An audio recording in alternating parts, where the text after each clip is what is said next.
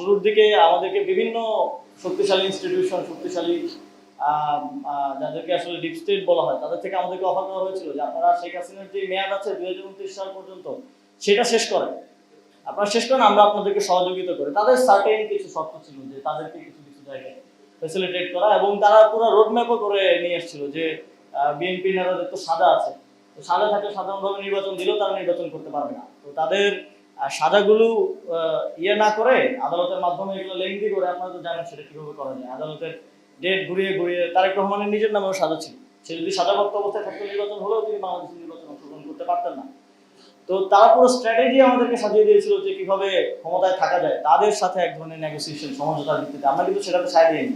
তো ওই সাংবিধানিক ধারাবাহিকতার ন্যারেটিভ তখন আমাদের পক্ষে উৎপাদিত হতো।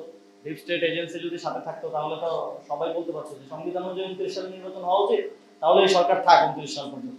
তা আমরা ওই সমঝোতাটা করি নাই, আমরা আপনারা ক্ষমতায় এসেছেন। কিন্তু আপনার ক্ষমতায় আসার পরেই এই নির্বাচনের প্রেক্ষাপট যে কারণে তৈরি হলো, জুলাই এবং জুলাই সনদ, সেটাকেই এক ধরনের ভায়োলেট করা শুরু করলেন এবং সেটাকে চ্যালেঞ্জ করা শুরু করলেন। এবং আপনারা ভুলে গেলেন যে আসলে বিগত সময়ে যারাই এই ধরনের গণরায়ের বিরুদ্ধে অবস্থান নিয়েছে তাদের কি পরিণত হয়েছে।